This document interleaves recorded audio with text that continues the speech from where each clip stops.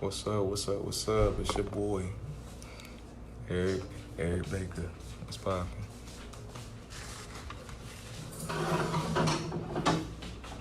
Get a couple people in here.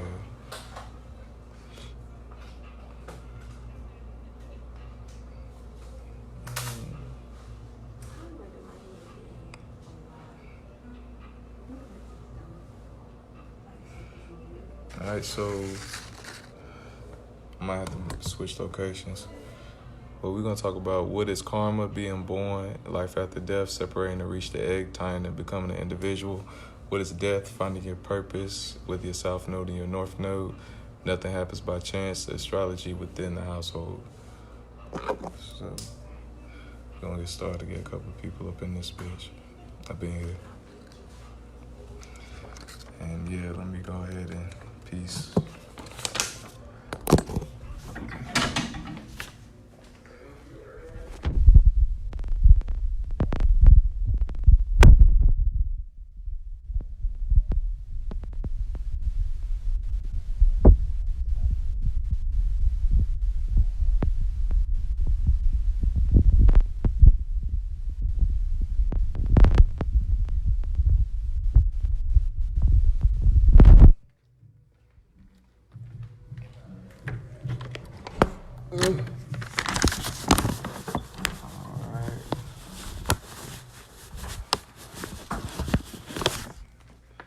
So we back in my room now. I wanted to do it in the laundry room, but I'm a little particular on how I do things. I don't like to half-ass it or nothing like that. All right, so let's see. Hopefully y'all can see me. If y'all can, it don't matter. All right, so just to go back over, we're gonna talk about what is karma, being born, life after death, separating to reach the egg, tying it to becoming an individual. What is death? Finding your purpose through your south node, your north node, and nothing happens by chance. Astrology within the household. All right, so let's begin. So what is karma? Karma is basically a routine or something that's happened before, but it may bring about a different circumstance or a different outcome. So karma can be played as in you do your daily routine. You wake up in the morning, say about 7:00. You got a normal 9 to 5. And what's going on, Will? And so you got like a normal 9 to 5, and you go about your day with your normal routine and things of that sort. But on this day, you decide to do something differently. You may have skipped out on breakfast, or you may have had too much breakfast, or you may have brought someone else breakfast. So the thing is that karma is just something that you basically do routinely, but it's just played out in a different scenario.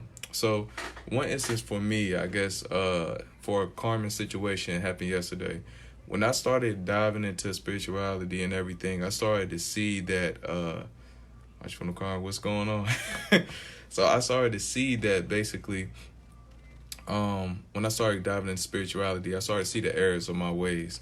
And I was like, you know what, I got to change this. And I was just an advocate, and I was kind of coming off like a stickler, like like, oh, you have to do this way, you have to do that way. You know what I mean? I was kind of condemning people and their behaviors, not understanding that, we're all discovering this and doing this, all at the same time. What up, Jimmy? So, basically, yeah, we all trying to figure this thing out all at the same time. But basically, at the time, I was like, you know what? I can't believe I was doing this so, this way, and it was so wrong, and this is the righteous path and everything. And if you don't give your life, if you don't change your ways, then you're going to be condemned, or, you're going to have a terrible life. And, that was, my rhetoric. That was my, my approach, beginning out with spirituality. And when I started diving into it, with that rhetoric, I put myself in a lot of situations that, I was always advocating, I was voicing. So in my personal life, I experienced growth. And with that growth, I figured out that it wasn't about condemnation. It wasn't about what is righteous, what is wrong. It's about being what's relative to you. And a lot of us, if it's not relative to us, then we'll call it fake. We'll call it, oh, that's not real and everything. But see, the thing is that relativeness is just about is an attribute of your individuality. So if somebody can over here say that, oh, gang banging, man, that right there, that's not relative to me. In my eyes, personally, I can understand, why somebody needs to go out there. It's just on how you see it. One line from an artist from Boogie, he was like, a guy riding with a strap on his lap just shows that he cares about his life, rather than he's going out and, causing terror or causing mayhem in his community. It's just about that. So with that being said, my growth came, and I was seeing that, okay, I was using shame, and I was using guilt, and I was like kind of placing that on people because they wasn't doing things that was relative in my nature, or doing what was relative in my righteous path or in my path. And also being righteous or being wrong, that's all about discretion. What is, that's at your discretion. What's right for you is right for you. Doesn't mean, that's right for me, what's right for me. But that doesn't introduce a dialogue of condemnation. That doesn't introduce a dialogue to say that, oh, this is a standard, and if you don't follow the standard, then you're going to fall short because of my beliefs. And in a karma situation, now that, I understood that, I found myself last night, it was a guy, he was, saying, what he was going through with, him and his relationships and everything. And when it came to me, I would, he looked at me, he was like, oh yeah, Malik. I said, oh yo, well, did you have sex with the other girl? He was like, yeah, man, I did, and I probably shouldn't have, huh? And I was like, well, nah, man, don't get that messed up. Don't get me messed up, because granted, it's not about what's right or wrong, but I deserved that because in my past, I always was trying to carry out that type of dialogue, like, oh yeah, man, you need to do it this way, do it the right way, and everything like that. So I deserve that, and that's AKA, that's karma. That's a situation that you've been in, or that's relative within your past, but it just has a different outcome. So what karma gives us is the gift or the opportunity to either plant good seeds or bad seeds. So now that you have a karma situation, now you can over here plant a good seed, or plant a seed within that present, and that can manifest into another cycle. That's why, karma is just about cycles. Karma is about showing you that, okay, this is a cycle, this is routine. And if it's working for you, then you expound on that. If it's not working for you, then you deduct from it. And the thing is with spirituality is about the art of deduction. If simplicity is the greatest attribute, the greatest gift that God has given us, simplicity. But we make it complicated because we feel that, the anxiety tells us that, granted, maybe I need a cigarette right now. Maybe I need a drink before class. Or even if your, vices is not your indulgence, whatever that you indulge in, whether it be social media, whether it be hanging out with a certain type of group, that behavior is 20% out of the whole 100% of yourself. They call it the 80-20 rule. 80% is what you're supposed to do, is what, what is wise for you to do in order to get to the next plateau in life. And that 20% is that excitement. That 20% is that, oh, let me get out here. Let me just try something, woo, you know what I mean? So I get that, but at the same token, you gotta always know that, karma can bring about a situation that you can either plant in good seeds, and you can either plant bad seeds. So with that being said, that's all karma is. It's just a cycles, it's repetition, and you make the choice, you make the will power to say, I want to do this differently, I want to keep doing it the same. The next thing is being born, life after death, being born and life after death. So in my observation and in my studies, I found out that before we were born, we were like the sperm, right? Like plasma. So you got all these different, I think it's 1,000 or 1,000 little sperms, going in one little, little eggs or whatever you call it, within this one plasma.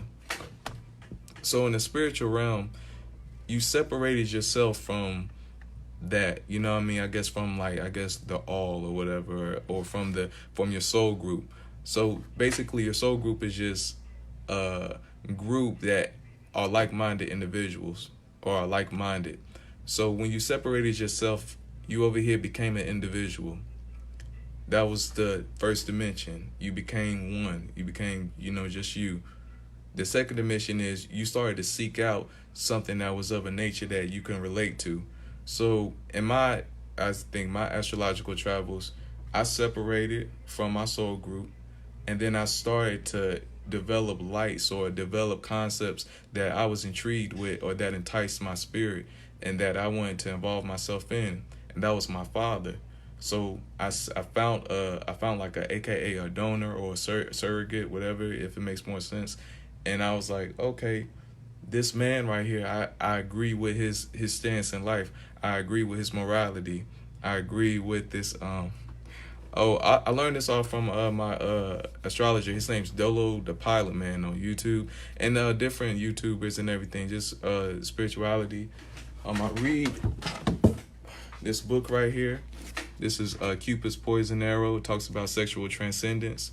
It talks about how we can have sex and everything, and we cannot appreciate our partner just because we give them our seed. We give them our sacred energy, and your genes will manipulate you to just say, hey, I want to do this more. I want to do this more. But see, your genes doesn't know about stability. It doesn't know about nourishment or anything like that. It just wants to keep on getting reproduced. So as far as men goes, our sperm or semen is like very powerful to us. So yeah, definitely, yeah, we could chat it up straight up. So basically, I seen my father and I was like, okay, you know what? Well, from a spiritual aspect, I was like, I like his views in life. I like his position in life. I like his morality. I like his values. This is somebody that I can groom and I can learn from. So I go into that, and then boom, I'm birthed into the third dimension. So the first is me becoming separate. The second is me developing lights about myself, developing insight about myself, developing a value about myself, developing a solar system about myself, and then being born into the third dimension, finding a surrogate that was a part of the second, and then being born into that.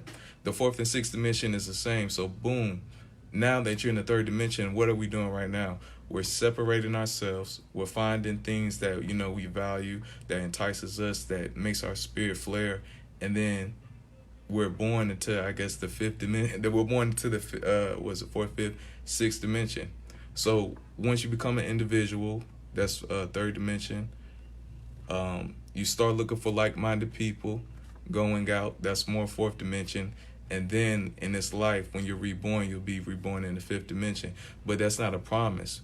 So with that being said, if you always lived your life like a dog, you gotta understand these are just vehicles. Your spirit cannot go without anywhere without a vehicle. So if you lived your life like a dog, if you lived your life like a bacteria, if you lived your life like a parasite, if you lived your life like a succubi, then you will inherit that type of vehicle on your next travel, on your next life, because your spirit cannot operate without it going through a vehicle.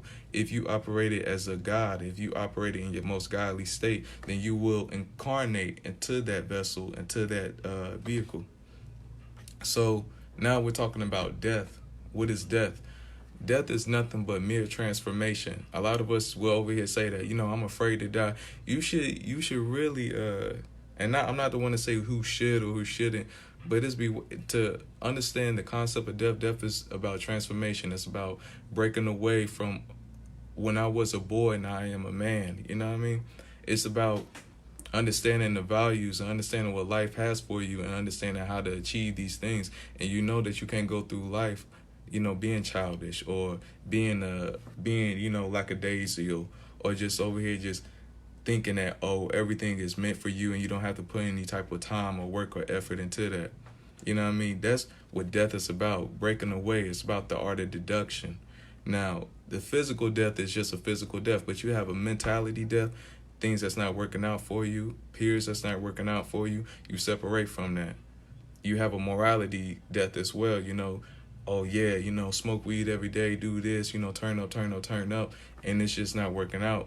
So granted, you go through deaths all the time, you know what I mean? It's about change. And I think that a lot of people that may have found success in their childhood and in their upbringing, it may have worked against them rather than for them, because those people that was rooting you on, now that it's their turn to become an individual and their turn to, go ahead and do what's best for them, they're not no longer rooting for you. So the guy that found success in his childhood, or the person that found success in their childhood, is now going like, man, why is everybody switching up on me? People being fake now and everything. It was like, no, they're transforming. And that's what life is all about. Life is all about change and transformation. And over here, getting to your center soul and getting to your center self and things of that sort. Gotta take me a drink of water.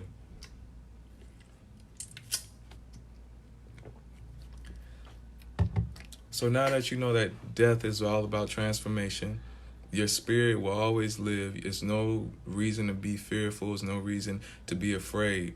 But be wise about yourself, because you can get transformed physically.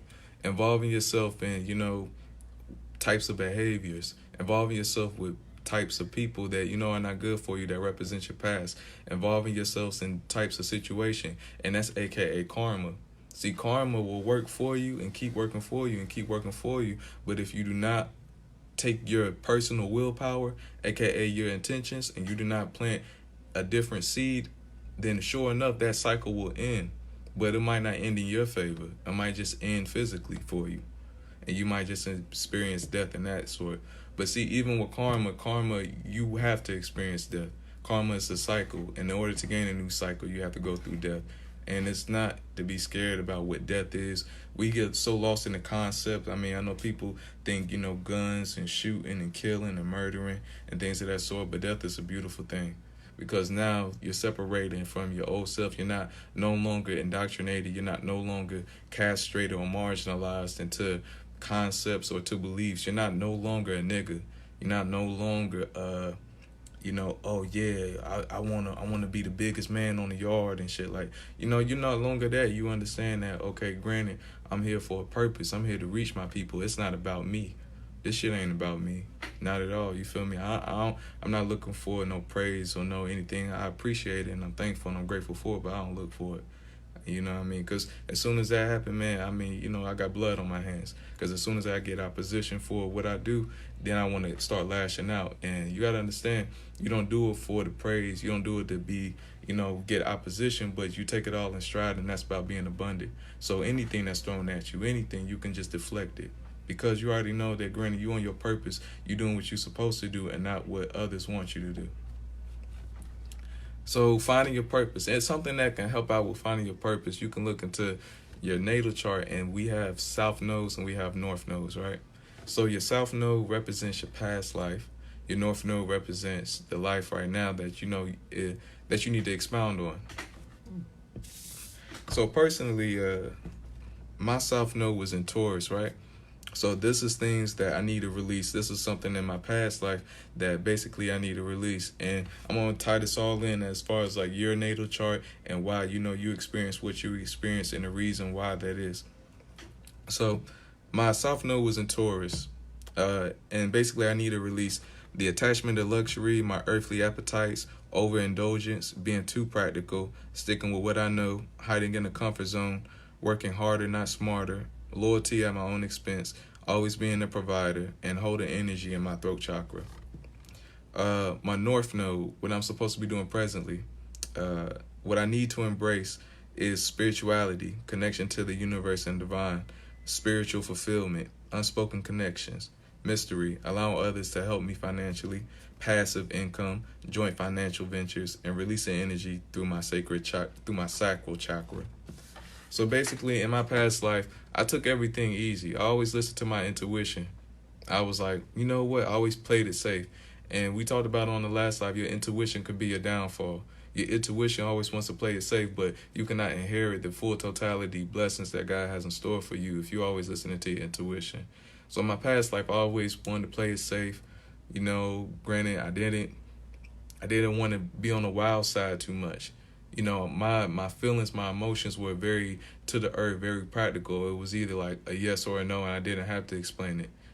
So in this lifetime, it makes sense that my sun is in Leo and my moon is in Aquarius. And for every single Leo, the opposite of Leo is in Aquarius. So the thing that I have, the yin and the yang, my spectrum, I have a large spectrum of personality, but as well, I have a large spectrum of personality to get lost into.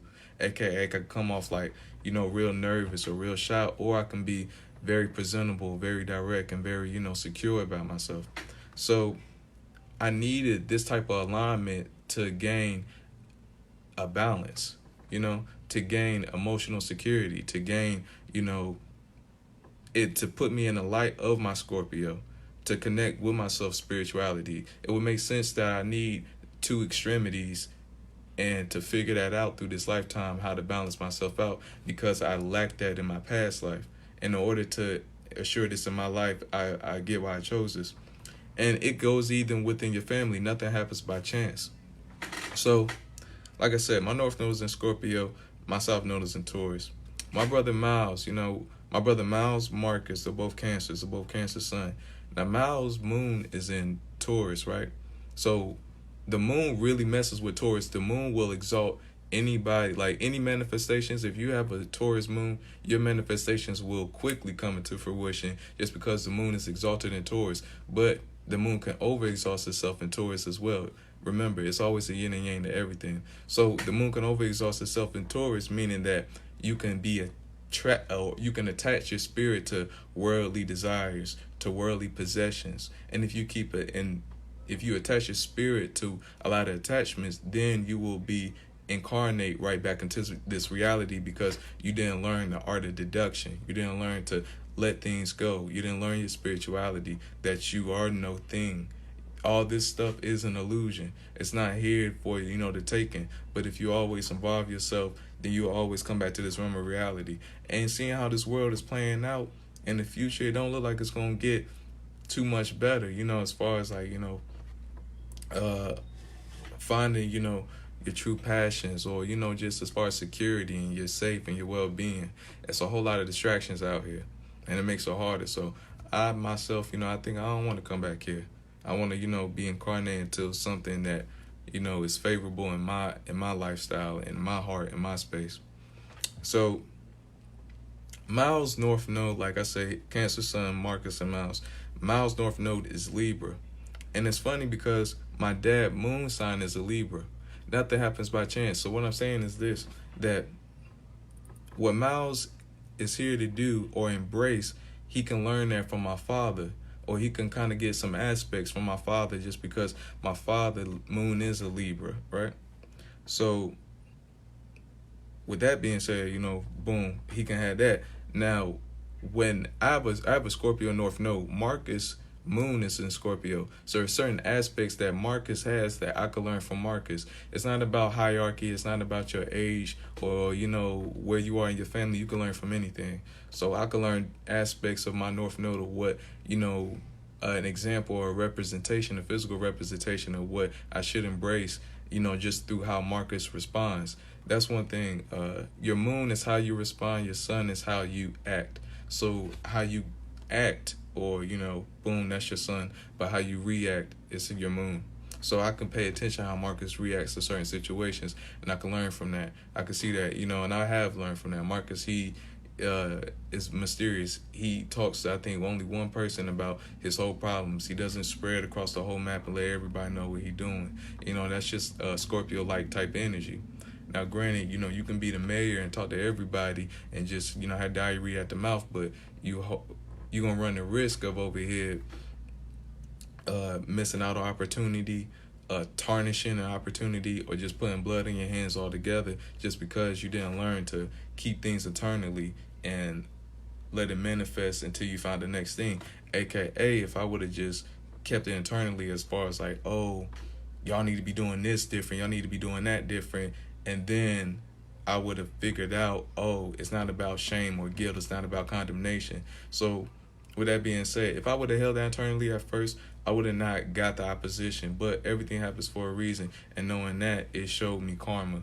So yeah, that's aspects I learned from Marcus. Hannah, she's a Sagittarius, and her moon is in Pisces, and Hannah's North Node is in Gemini. So I believe that Hannah came here off the pretense that She seen my mom. My mom is a sun Gemini and a moon Gemini. So what she does in her life, or what she can, achieve in her life, she can learn straight off of how my mom acts and reacts. So it makes sense for Hannah to come down here or come into my family or come into our family and have these type of alignments. And it makes sense for her to seek out a motherly figure or just someone or a spirit with those alignments that she can learn from, so she can get out this realm of reality and she can live her best life, or she can, live life on a grander scale. My mom North Node sign is Aquarius and my moon sign is in Aquarius. So how I react, my mother could learn from me. So yeah, and, shout out to my mama. And basically, yeah, like I said, my father, he's a Capricorn sun and he's a Libra moon. So, and his North Node is in Pisces. Hannah moon sign is in Pisces. So Hannah, the way she react, my father could learn from, or what my father's supposed to be doing, I guess, in his life. He can learn attributes from that. But personally, I would always say, for everybody, that's been watching, look into your North Node, look into your South Node, and then you'll figure out what you did, in the past life and what you're here to do. Now, I'm not to say that your North Node is going to tell you be a doctor, be a lawyer, and you want to be a musician or you want to be, a physician or whatever the case may be. It's not about that. It's just about certain attributes that can help propel you along your path even faster. But you got to remember, it's going to be hard to release these tendencies because this was your past life. This is you. So it's going to be hard. You're going to be like trying to release all this stuff. You're going to be like, man, you feel me? I like being practical. Shit, I like being in my comfort zone. I'm a hard worker. You feel me? I like to get it out the mud. Loyalty, that comes easy with me. And I always like, being a provider, for myself. And I like to, like I said, define the things. You can even hear it in my dialogue. I like to define the things in life. But now I see that with learning about myself, the spirituality has opened my eyes to I'm limitless now. Like I can do whatever I put my mind to. Spiritual fulfillment. I'm content. I'm being abundant. Now I understand, how this game goes as far as like relationships, as far as like, being the best person you can be, the schoolwork, my engagement within my community. I'm fulfilled now. I can go about my day, in knowledge and in spirit and knowing that, granted, this ain't all forsaken. This ain't all in vain. I can do this, in my sleep if I had to. So, granted, yeah, man. And allowing, mystery and passive income. Like I said, I like to get it out the mud. I like to keep getting out the mud and doing like that. But passive income is about letting money come to you. And that's just all about the theme. Don't chase it, let it come to you. So granted, who's to say that, doing spiritual videos can open up a lane or open up a situation where I'm making money from it. I'm paying my rent off of this. I'm looking into Forex trading right now. And if you look into Forex, if you know about it, it's just basically foreign exchange on the market and, trading income and stuff like that. It's very passive income. Who's to say work had to be hard? Who's to say work had to be work? You know what I mean? But granted, if ain't nobody ever tell you different, or ain't nobody ever shows you different, then granted, you're going to keep doing what you're always doing, thinking that, hey, this is the best I can do. And granted, I want the best that is for me. Yeah, we understand you ain't got nothing to prove. I know you can get out the mud. I know you got calluses on your hand just like I got mine. You know what I mean? I know that you a hard worker.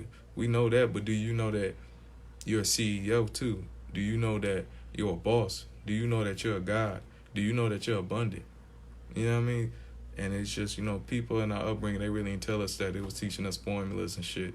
You know what I mean? Just saying that, oh yeah, you need a degree, you need a diploma to make something out of yourself out in this world. And that ain't necessarily the case, but I ain't gonna never stray nobody away from getting their education. Get your education. Do what you gotta do. Be smart about what you wanna be in life and understand the steps that it takes necessary to get there. I never stray anybody from their education. Be smart and be knowledgeable. You never want to be the slowest person in the room. You never want to be the dumbest person in the room. You want to stay to show that self-approval. So, basically, yeah, I wasn't on here long. I probably talked a little fast and everything. I probably should have slowed down a little bit, but just to reiterate it, we talked about what is karma, being born and life after death, separating yourself to reach the egg and becoming an individual. We talked about what is death, finding your purpose, and you can see that through discovering your south node and your north node. And we talked about nothing happens by chance. And I gave examples within the astrology within my household and how it's all cohesive, and how we can do that. Yeah, bro. Look into that, man. You could pay your rent in a night. You could make $600, $1,000 in a night. You know what I mean? That's amazing, man. Who said work had to be hard? You know what I mean? I want to do Forex, and I've been looking into the mystery boxes. The mystery boxes I tried out, it's a harder, sell to do. But I mean, if you got a hustle, mentality, or a hustle drive or entrepreneur spirit, you'll get it. But be smart about it. If you only got $500, if you only got $200 in your account, and mystery box is $100 and everything, don't spend that. You know what I mean? Don't pay for it. If you can't pay for it twice, you can't afford it. On some financial wisdom, if you can't pay for it twice, you can't afford it. So just always like have that type of approach to it, I would suggest. But yeah, man, just man, happy Labor Day to everybody. I just wanted to come up on here. I had to do what it do one time, you know what I mean? And shoot, man, yeah, I just I say this all with love, man. I just say it with peace and positivity. And I just hope that, whatever y'all doing in your personal lives and your personal endeavors, I hope that y'all find fulfillment, and y'all just, keep doing y'all thing and stay on y'all path, and be, just do your thing, man. I'm proud of each and every one of y'all. Don't let nobody make y'all feel down. Don't let anybody make y'all feel shame or guilt. Y'all deserve the very best, man. Straight up. So I'm a holler, man. Love y'all. Peace.